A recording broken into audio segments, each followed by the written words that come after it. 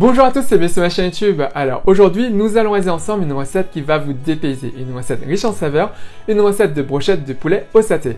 Alors on va pas utiliser de la poudre de saté toute faite, mais on va réaliser nous-mêmes notre sauce saté. Et vous allez voir, c'est tellement délicieux, tellement simple à faire. Et sinon, avant de commencer, je tenais à vous remercier. Merci et encore merci. Vous êtes un peu plus de 21 000 à vous être abonnés à ma chaîne Hey Little Jean et ça me fait vraiment super plaisir. Ça me donne vraiment beaucoup de courage pour la suite et ça me touche énormément.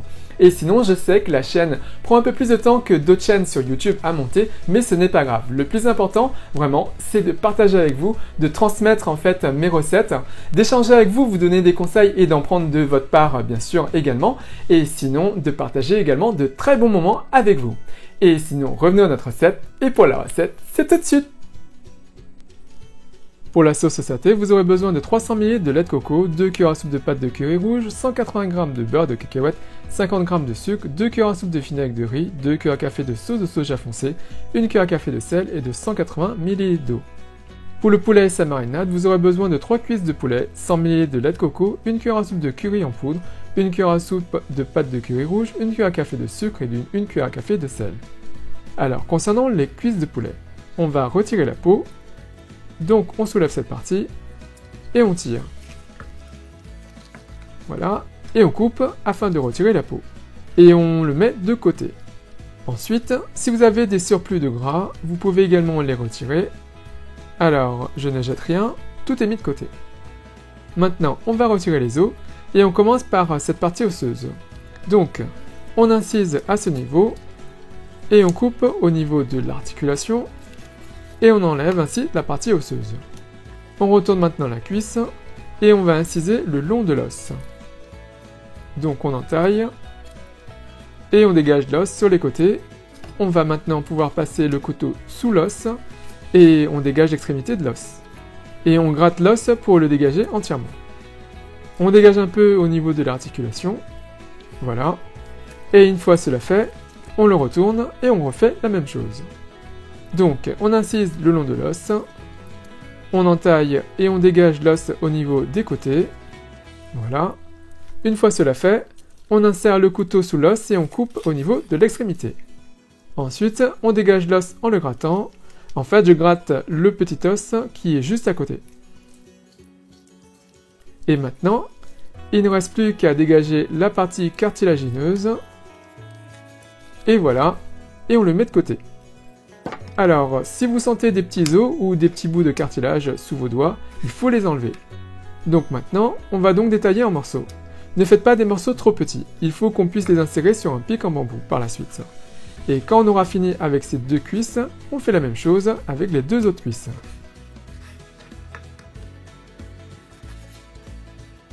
Donc voilà les parures que je garde pour les utiliser dans un bouillon pour un autre plat. Et voilà donc le résultat. Maintenant, on ajoute une cuillère à soupe de curry en poudre, le sucre, le sel, la pâte de curry rouge,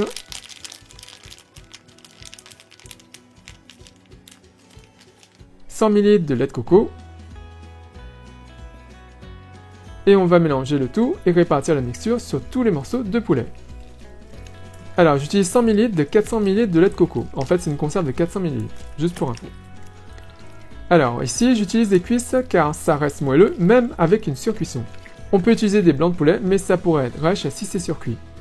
Et sinon, on va laisser mariner tout cela pendant 30 minutes au minimum. Le mieux c'est de laisser mariner plusieurs heures, comme par exemple 4 heures. Le mieux bien sûr c'est de laisser mariner toute une nuit. Ici je vais laisser mariner 30 minutes parce que j'ai faim et il va être 19 heures. Et voilà le résultat.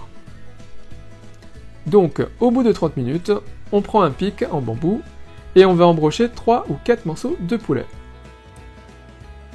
Alors, si vous faites une cuisson au grill ou au barbecue, faites tremper vos pics dans de l'eau au préalable. Ici, j'ai fait une cuisson à la poêle, donc il n'est pas nécessaire de les faire tremper. Donc voilà une brochette, et on fait la même chose avec le reste. On aura au total 11 brochettes. Pour la sauce, on déverse les 300 ml de lait de coco restant dans une petite casserole, et on porte le feu à feu moyen. On ajoute le beurre de cacahuète. Voilà, on ajoute le sucre, le sel, la sauce de soja foncé, c'est juste pour contrebalancer la couleur. Si vous n'en avez pas, ce n'est pas grave. Le vinaigre de riz, l'eau. On ajoute la pâte de curry rouge. Voilà, je vais rajouter également ce petit morceau. Voilà. Et on va diluer le tout et rendre le tout homogène. On surveille le feu et on touille pour bien diluer le beurre de cacahuète et la pâte de curry rouge. Le beurre de cacahuète que j'utilise a des morceaux de cacahuètes concassés, mais vous pouvez tout à fait en utiliser un plus fluide ou sans morceaux. Par ailleurs, la sauce qui au départ est liquide, une fois homogène, va s'épaissir au fur et à mesure. Donc il nous faut une texture de sauce, mais comme un nappage. Donc un peu plus épais. Si vous travaillez à feu moyen, ça vous prendra environ 5 à 7 minutes. Ne travaillez pas à feu fort car le gras du lait de coco va ressortir et va se mettre en surface et votre sauce sera ratée. Et sinon, avec les 300 ml de lait de coco, vous allez obtenir plus de sauce que nécessaire. Cette sauce va bien avec les brochettes mais également sur le riz blanc. Ça se conserve une semaine au réfrigérateur. Sinon, vous pouvez bien sûr prendre des briques ou des conserves plus petites que les 400 ml et ajuster la quantité d'ingrédients par une règle de 3. Et donc voilà, au bout de 5 minutes, ça m'a l'air d'être bon, ça a épaissi. On peut le retirer du feu et ça va continuer à s'épaissir avec la chaleur résiduelle de la casserole. Pour la cuisson, mettez de l'huile sur une poêle anti-adhésive, portez le feu à feu fort et on y dépose nos brochettes. L'huile va permettre de faire ressortir le goût du saté qu'on a créé.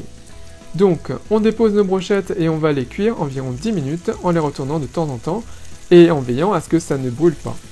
En fait, dans la cuisine asiatique, notamment dans le sud de l'Asie, on a l'habitude de faire revenir la pâte de curry rouge dans une poêle avec de l'huile pour en refaire ressortir toutes les saveurs du curry rouge, avant d'ajouter les autres ingrédients.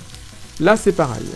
On va refaire ressortir les arômes, mais on veille bien sûr à ne pas brûler la pâte qui entoure les morceaux de poulet. Sinon, ça risque d'être amer. Et comme je vous l'ai dit, j'utilise ici des cuisses de poulet, car ça reste juteux et moelleux, même en cas de surcuisson. Et si vous avez la possibilité, bien sûr, c'est de travailler sur un grill avec une flamme ou sur un barbecue, et ça ne sera que meilleur.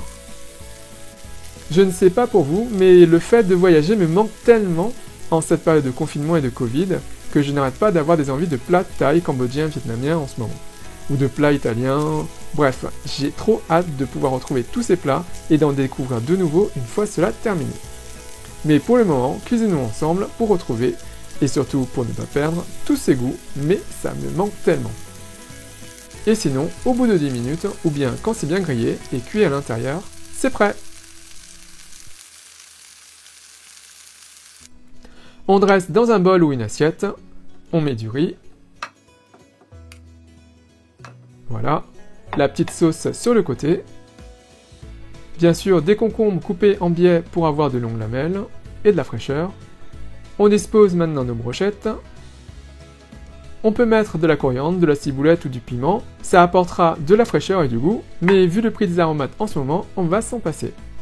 Et puis vos brochettes telles quelles sont déjà extra, je vous l'assure. Donc voilà. Et maintenant, le petit test. Un peu de sauce. La sauce n'a bien sans couler, vous voyez.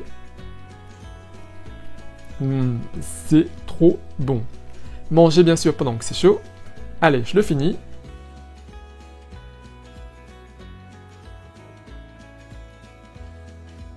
Et il ne me reste plus qu'à vous souhaiter une bonne dégustation. Donc voilà, comme vous avez pu voir, cette recette est super simple à faire. Donc n'hésitez pas à la réaliser. Et bien sûr, un conseil, n'hésitez pas à faire mariner votre poulet le plus de temps possible. Plus vous faites mariner, par exemple toute une nuit, mieux ce sera en termes de goût, en termes de saveur. Et ça n'en sera donc que meilleur le lendemain. Et sinon, si vous avez également la possibilité, c'est de faire une cuisson au feu de bois ou au barbecue. Ça apporte un goût supplémentaire et c'est juste excellent. Et sinon, si vous réalisez cette recette, n'hésitez pas à me laisser un commentaire juste en dessous à me dire ce que vous en pensez. N'oubliez pas également de cliquer sur la petite cloche pour être notifié de la mise en ligne des prochaines vidéos. Et sinon, si vous faites des photos et que vous postez sur Instagram, n'hésitez pas également à me taguer de façon à ce que je puisse prendre connaissance de vos réalisations. Et comme d'habitude, si vous appréciez cette recette, si vous appréciez cette vidéo, n'hésitez pas à faire un big thumbs up, à liker la vidéo, à la partager autour de vous, à vous abonner à ma chaîne YouTube, à me suivre sur les comptes Twitter, Instagram et Facebook, à soutenir la chaîne Hey Little Jean, et moi je vous dis à très bientôt. Bye!